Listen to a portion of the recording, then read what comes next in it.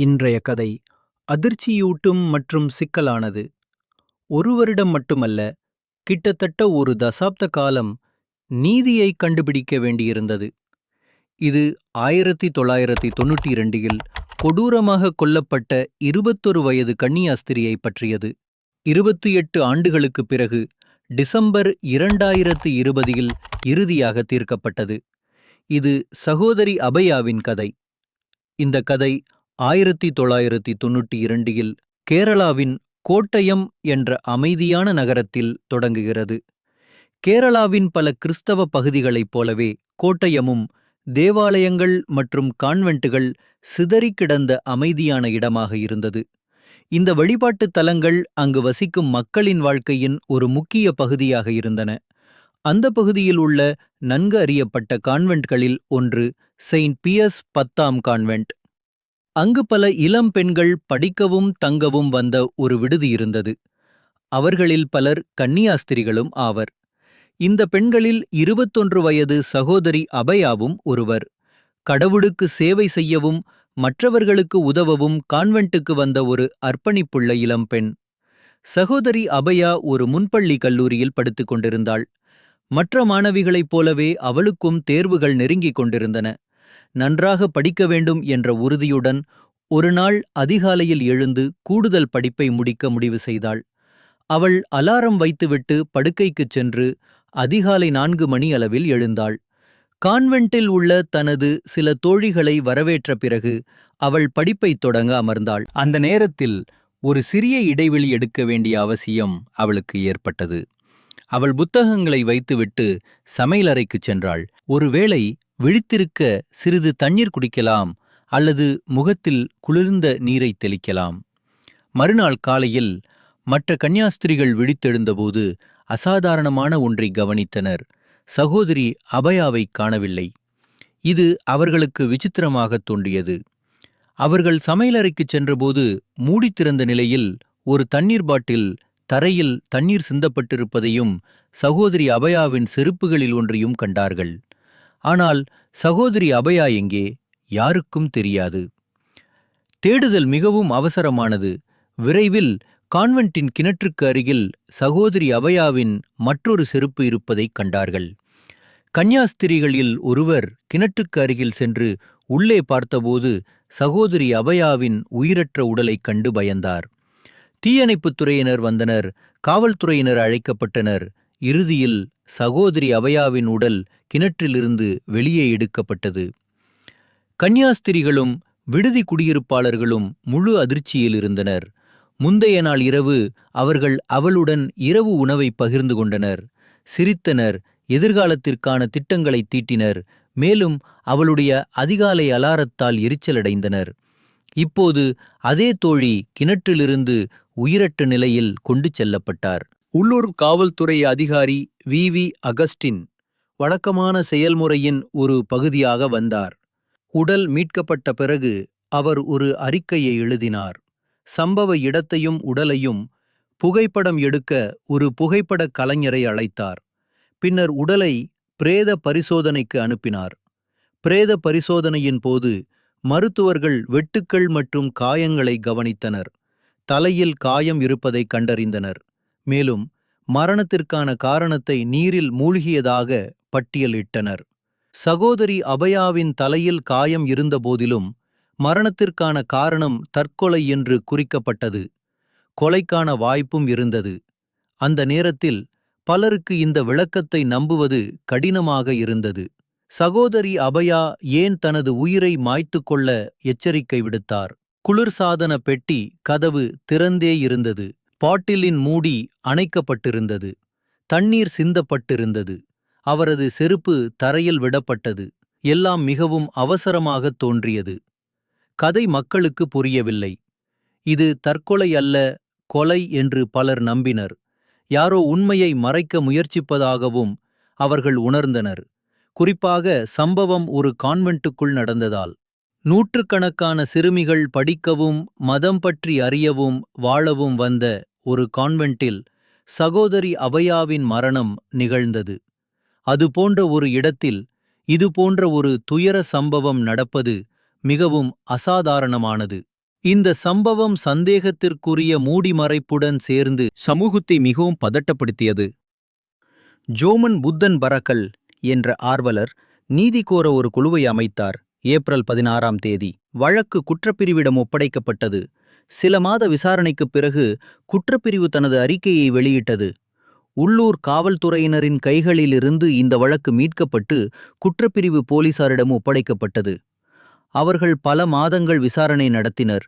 இறுதியில் சகோதரி அபயாவின் மரணம் தற்கொலை என்று அவர்கள் முடிவு செய்தனர். அதற்குள் சகோதரி அபயா ஏற்கனவே புதைக்கப்பட்டிருந்தார். அவரது ஆடைகள் அழிக்கப்பட்டன. மிக குறைந்த மருத்துவ ஆதாரங்கள் மட்டுமே எஞ்சியிருந்தன.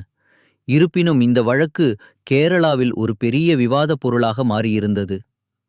ஊடகங்கள் கதைகளால் நிரம்பியிருந்தன. மேலும் மாநிலம் முழுவதும் மக்கள் உண்மையில் என்ன நடந்தது என்பது குறித்து தங்கள் சொந்த கோட்பாடுகளை முன்வைத்தனர். கன்னியாஸ்திரிகள் விஷயங்கள் எப்படி நடக்கிறது என்பதில் அதிருப்தி அடைந்தனர். ஊடகங்கள், ஆர்வலர்கள் மற்றும் சமூகத்திடமிருந்து கூட அழுத்தம் இருந்தது. இயற்கையாகவே வழக்கு ஒரு உயர் அதிகாரிக்கு அனுப்பப்பட்டது. மத்திய புலனாய்வு பிரிவு சிபிஐ பொறுப்பேற்றது. புதிய விசாரணை தொடங்கியது. சிபிஐ ஒரு புதிய அணுகுமுறையுடன் தொடங்கியது. புதிய தடயங்களை தேடி மீண்டும் பழைய சாட்சிகளுடன் பேசியது. எல்லாம் சீராக நடப்பதாக தோன்றியது. ஆனால் பின்னர் மிகவும் விசித்திரமான மற்றும் அதிர்ச்சியூட்டும் ஒன்று நடந்தது. சிபிஐ அதிகாரி வர்கேசி பி தாமஸ் 1994இல் ஒரு பத்திரிகையாளர் சந்திப்பை நடத்தி ஆச்சரியமான ஒன்றை வெளிப்படுத்தினார். இந்த வழக்கை தற்கொலை என்று அறிவிக்க வேண்டும் என்ற அழுத்தம் தனக்கு இருந்ததாக அவர் கூறினார். இதன் காரணமாக ஓய்வு பெறுவதற்கு கிட்டத்தட்ட 9 ஆண்டுகளுக்கு முன்பே தனது வேலையை விட்டு வெளியேற முடிவு செய்தார். அவரது அறிக்கையை தொடர்ந்து ஏற்பட்ட குழப்பத்தை நீங்கள் கற்பனை செய்யலாம். இந்த வழக்கு மீண்டும் ஒரு பெரிய செய்தியாக மாறியது. இது ஏன் இவ்வளவு குழப்பமாகிறது என்பதை மக்களால் புரிந்து கொள்ள முடியவில்லை. இந்த அழுத்தம் எங்கிருந்து வந்தது? வழக்கை தீர்ப்பது ஏன் மிகவும் கடினமாக இருந்தது? மருத்துவ ஆதாரங்கள் அதிகமில்லாவிட்டாலும் சிபிஐ குழு நீண்ட நேரம் விசாரணையை தொடர்ந்தது. பின்னர் அவர்கள் பல போலி சோதனைகளை நடத்தினர். அவர்கள் சகோதரி அபயாவின் அதே அளவு மற்றும் எடை கொண்ட ஒரு பொம்மையை உருவாக்கி அதை வெவ்வேறு வழிகளில் கிணற்றில் வீசினர். பொம்மை எங்கு காயமடைந்தது என்பதை அவர்கள் கவனமாக கவனித்து அந்த காயங்களை சகோதரி அபயாவின் மீது காணப்பட்ட காயங்களுடன் ஒப்பிட்டனர். இருப்பினும் இந்த சோதனைகளுக்குப் பிறகும் தெளிவான பதில்கள் எதுவும் கிடைக்கவில்லை. எனவே விசாரணை தொடங்கி 3 ஆண்டுகளுக்குப் பிறகு 1996இல் ஒரு அறிக்கை சமர்ப்பிக்கப்பட்டது. அதில் கூறப்பட்டது, இதை ஒரு கொலை வழக்காக கருத வேண்டும் என்று நாங்கள் நம்புகிறோம். இந்த துயர சம்பவத்திற்கு யார் பொறுப்பேற்கக்கூடும் என்பதை கண்டுபிடிக்க நாங்கள் முடிந்த அனைத்தையும் முயற்சித்தோம். ஆனால் எங்கள் எல்லா முயற்சிகளையும் மீறி எங்களால் எந்த உறுதியான முடிவுகளையும் பெற முடியவில்லை. சம்பவம் நடந்து 4 ஆண்டுகளுக்குப் பிறகும் உள்ளூர் காவல்துறை, குற்றப்பிரிவு மற்றும் இப்போது சிபிஐ ஆகியவற்றின் முயற்சிகள் இருந்தபோதிலும் சகோதரி அபயாவுக்கு உண்மையில் என்ன நடந்தது என்பது எங்களுக்கு இன்னும் தெரியவில்லை. முந்தைய அறிக்கை நிராகரிக்கப்பட்டு ஒரு புதிய சிபிஐ குழு நியமிக்கப்பட்டது. இந்த புதிய குழு மற்றொரு விசாரணையை மேற்கொண்டது. 1999 வாக்கில் 3 ஆண்டுகளுக்குப் பிறகு சகோதரி அபயாவின் மரணம் ஒரு கொலை போல் தெரிகிறது என்ற முடிவுக்கு வந்தனர். இந்த முடிவுக்கு முக்கிய காரணம் மருத்துவ கண்டுபிடிப்புகள். இந்த முறை ஒரு மருத்துவர் மட்டுமல்ல, 3 மருத்துவர்கள் கொண்ட குழு உடலை பார்த்தது. முதல் பிரேத பரிசோதனை அறிக்கையில் குறிப்பிடப்படாத பல காயங்களை அவர்கள் கண்டறிந்தனர். இந்த காயங்கள் முன்பே தவறவிடப்பட்டிருந்தன. இப்போது சம்பவ நாளுக்கு திரும்புவோம். பல கன்னியாஸ்திரிகள் கான்வென்ட்டில் இருந்தனர். மேலும் சகோதரி அபயாவின் உடலில் அதிக காயங்களை கவனித்தனர். நான் முன்பு பேசிய அதிகாரி வி அகஸ்டின் ஒரு புகைப்படக் கலைஞரை கூட சம்பவ இடத்திற்கு அழைத்திருந்தார். புகைப்படக் கலைஞர் சகோதரி அபயாவின் உடலை உன்னிப்பாக பரிசோதித்தார் மற்றும் முந்தைய அறிக்கையிலோ அல்லது பிரேத பரிசோதனையிலோ குறிப்பிடப்படாத கூடுதல் காயங்களைக் காட்டும் படங்களை எடுத்தார். அவரது உடல் வெளியே எடுக்கப்பட்ட போது பல கன்னியாஸ்திரிகள் அருகில் இருந்தனர். அவர்களும் இந்த காயங்களை கண்டனர்.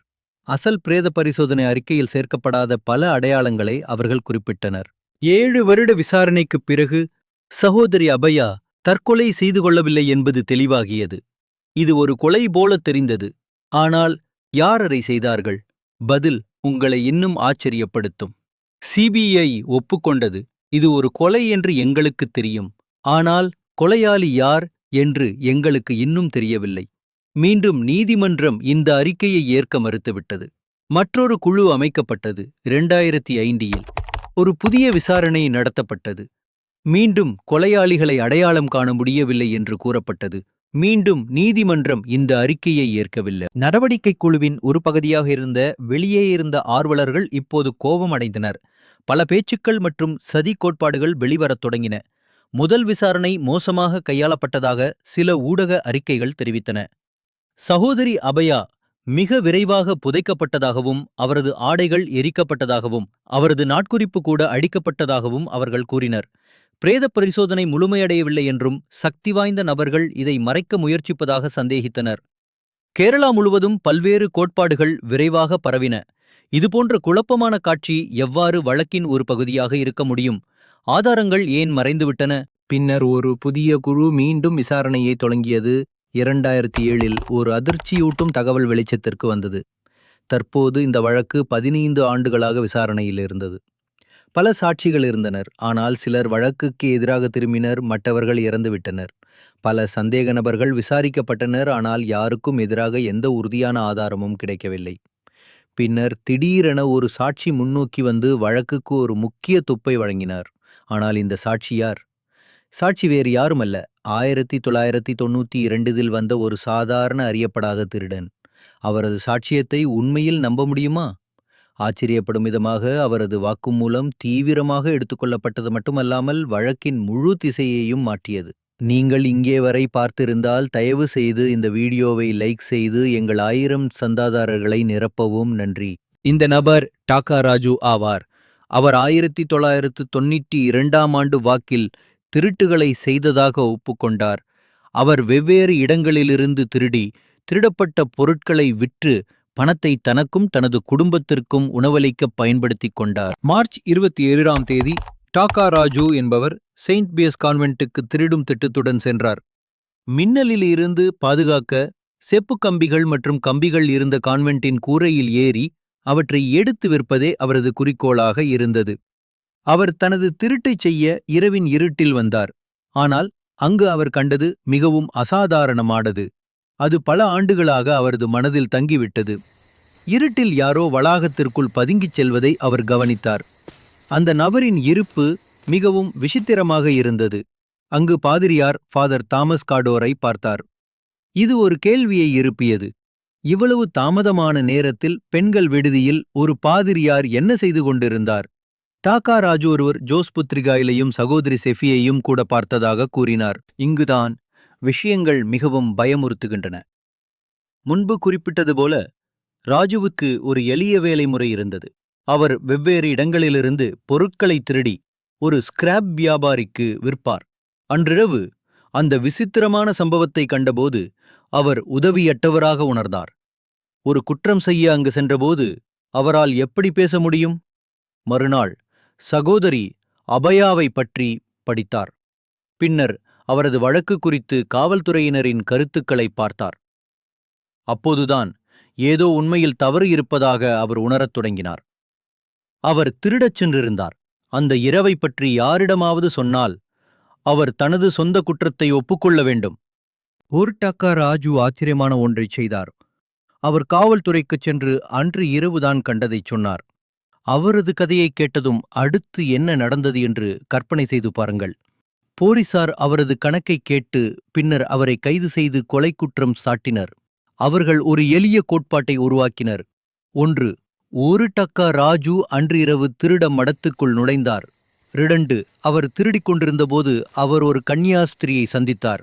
3. அவர் கத்தியதும் அவன் பீதியடைந்து அவளைக் கொன்று அவள் உடலை கிணற்றில் வீசிவிட்டு தப்பிச் சென்றான். எளிமையானது. டாக்கா ராஜு 58 நாட்கள் காவலில் வைக்கப்பட்டார். அந்த நேரத்தில் அவர் பல்வேறு வகையான சித்திரவதைகளை அனுபவித்ததாக கூறப்படுகிறது. கொலைக்கான பொறுப்பை ஏற்கும்படி தனக்கு அழுத்தம் கொடுக்கப்பட்டதாக அவர் கூறினார். குற்றத்தை ஒப்புக்கொண்டால் லஞ்சம், பணம், வேலை, தனது குழந்தைகளின் பள்ளிப்படிப்புக்கு உதவி மற்றும் ஒரு வீடு கூட வழங்குவதாக அவர் கூறினார். அவரது ஸ்கிராப் வியாபாரி ஷமீர் சித்திரவதை செய்யப்பட்டதாகவும் எல்லாவற்றிற்கும் ராஜுவை குற்றம் சாட்ட வேண்டிய கட்டாயம் ஏற்பட்டதாகவும் கூறப்படுகிறது. இருப்பினும் ஏடாக்கா ராஜுவும் ஷமீர் பின்வாங்க மறுத்துவிட்டார். பணத்தின் மோகத்திற்கு ராஜு அடிபணியாத போது அவர்கள் அவரை பல பொய்யான குற்றச்சாட்டுகளால் மிரட்டினர். ஆனால் இந்த ஊழல் அமைப்புக்கு எதிராக அவரை உறுதியாக நிற்க வைத்தது எது? அது அவரது நேர்மை. பின்னர் இந்த மோசமான விளையாட்டு முழுவதும் ஏடாக்கா ராஜுதான் தனது உண்மையின் மீது உறுதியாக நின்றவர். முன்பிருந்த அதே சிறிய திருடன் நீதிமன்றமும் பாராட்டினார். இந்த கட்டத்திலிருந்து வழக்கு ஒரு புதிய திருப்பத்தை எடுக்கிறது.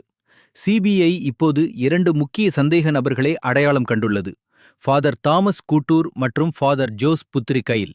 உண்மையில் கான்வென்ட் அருகே வசித்த ஒரு பக்கத்து வீட்டுக்காரர் ஃபாதர் தாமஸ் கூட்டூரின் ஸ்கூட்டரை அங்கு நிறுத்தியிருப்பதை கண்டதாக கூறினார்.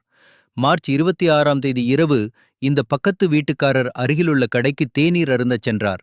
நள்ளிரவில் திரும்பி வந்தபோது கான்வென்ட்டுக்கு வெளியே ஸ்கூட்டரை கவனித்தார்.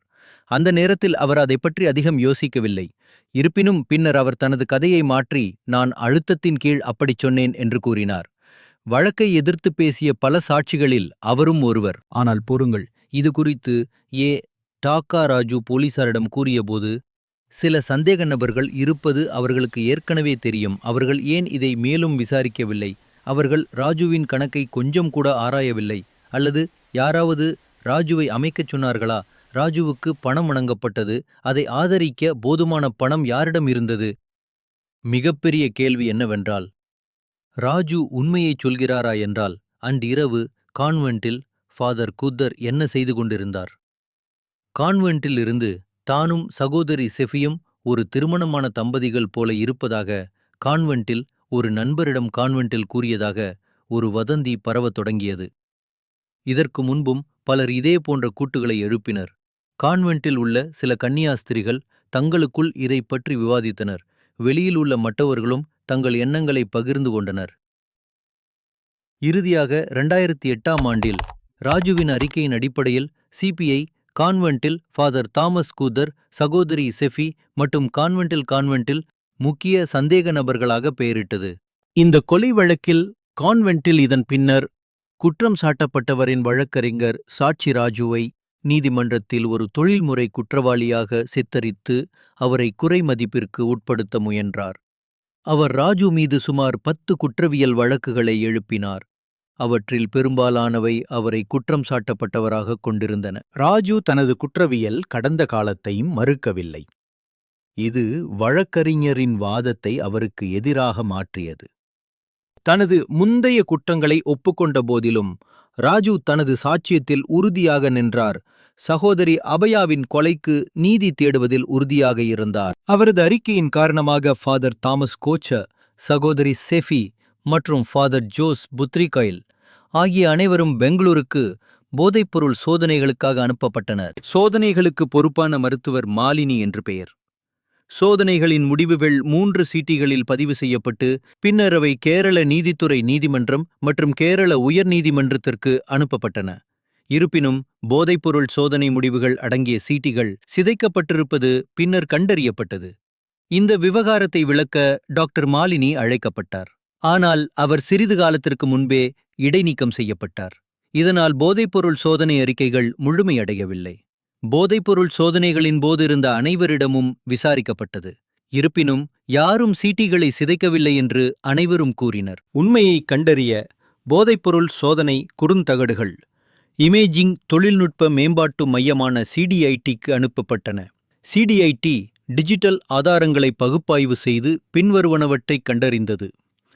1. முதல் குறுந்தகடு ஃபாதர் தாமஸ் கோட்யூருக்குச் சொந்தமானது. அதில் 32 நிமிடங்கள் 50 வினாடிகள் கொண்ட முழு பதிவு இருந்தது. இது 30 முறைக்கும் மேற்பட்ட முறை திருத்தப்பட்டது. 2. தந்தை ஜோஸின் சோதனையின் குறுந்தகடு 40 நிமிடங்கள் 55 வினாடிகள் நீளமானது மற்றும் 19 முறை திருத்தப்பட்டது. 3. கடைசி குறுந்தகடு சகோதரி செபியின் போதைப்பொருள் சோதனைக்கானது. இது 18 நிமிடங்கள் 42 வினாடிகள் பதிவு செய்யப்பட்டு 23 முறை திருத்தப்பட்டது. இந்த மோசடி சம்பவத்துக்கு பிறகு கேரள உயர் நீதிமன்றம் போதைப்பொருள் சோதனைகள் தொடர்பான அசல் சிடிகளை 10 நாட்களுக்குள் நீதிமன்றத்தில் சமர்ப்பிக்குமாறு சிபிஐக்கு உத்தரவிட்டது. ஆனால் சில நாட்களுக்குப் பிறகு ஃபாதர் தாமஸ் கோச்சர், சகோதரி செஃபி மற்றும் ஃபாதர் ஜோஸ் ஆகியோருக்கான போதைப்பொருள் சோதனைகளின் அசல் பதிவுகள் கேரளாவில் உள்ள ஒரு உள்ளூர் தொலைக்காட்சி நிலையத்தில் காட்டப்பட்டன. இந்த ஒளிபரப்பு எப்படி நடந்தது, யார் அதை ஒளிபரப்பினார்கள் என்பது இன்னும் தெரியவில்லை. ஆனால் அசல் போதைப்பொருள் சோதனை பதிவுகள் ஃபாதர் தாமஸ் கோச்சர் மற்றும் ஃபாதர் ஜோஸ் எவ்வாறு கொலை செய்தார்கள் என்பதை வெளிப்படுத்தின. அவர்களின் போதைப்பொருள் சோதனை பதிவுகளின்படி மார்ச் 27, 1992 அன்று அதிகாலை 4 மணிக்கு சகோதரி அபயா எழுந்தார். அது மிகவும் சூடாக இருந்தது. எனவே அவர் தனது விடுதி அறையிலிருந்து குளிர்சாதன பெட்டியில் தண்ணீர் எடுக்கச் சென்றார். அவர் குடித்துக் கொண்டிருந்தபோது சமையலறையிலிருந்து சில சத்தங்கள் வருவதை கேட்டார். அபயா சோதனை செய்யச் சென்றபோது ஃபாதர் கோச்சர், ஃபாதர் ஜோஸ் மற்றும் சகோதரி செஃபி ஆகியோர் சமரசம் செய்யும் சூழ்நிலையில் இருப்பதைக் கண்டார். அந்த நேரத்தில் அவள் ஓடிப்போவதற்குள் அவர்கள் சகோதரி அபயாவை கொடிய நோக்கத்துடன் தாக்கினர். சகோதரி செப்பி சமையலறையிலிருந்து ஒரு கோடரியை எடுத்து அவரது தலையில் அடித்தார். மேலும் பிரேத பரிசோதனை அறிக்கையில் அவருக்கு தலையில் காயங்கள் இருந்ததை உறுதிப்படுத்தியது. அதன் பிறகு அவர்கள் அவளை கிணற்றுக்கு இழுத்து சென்று தங்கள் குற்றத்தை மறைக்க உள்ளே வீசினர். இந்த சிடி ஒளிபரப்பப்பட்ட பிறகு சிபிஐ அவர்கள் மூவரையும் அவர்களின் அலுவலகத்தில் விசாரிக்கத் தொடங்கியது. இருப்பினும் 2009இல் மூவரும் ஜாமீனில் விடுவிக்கப்பட்டனர். இந்த வழக்கில் ஃபாதர் ஜோஸ் எந்த தவறும் செய்யவில்லை என்பது அதிர்ச்சி அளிக்கிறது. 2009 முதல் 2019 வரை பல விசாரணைகள் நடந்தன. மேலும் 2020இல் கேரள உயர் நீதிமன்றம் ஃபாதர் தாமஸ் கோட்யூருக்கும் சகோதரி செபிக்கும் நர்கோ சோதனை முடிவுகள் மற்றும் ராஜு தி திருடனின் சாட்சியத்தின் அடிப்படையில் ஆயுள் தண்டனை விதித்தது. நீதிமன்றம் இருவருக்கும் 5 லட்சம் ரூபாய் அபராதம் விதித்தது. இவ்வாறு 28 ஆண்டுகளுக்குப் பிறகு ஒரு திருடனுக்கு நன்றி. இந்தியாவின் மிக நீண்ட காலமாக நடந்து வரும் கொலை மர்ம வழக்குகளில் ஒன்று இறுதியாக தீர்க்கப்பட்டது. இந்த கதையை பற்றி நீங்கள் என்ன நினைக்கிறீர்கள்?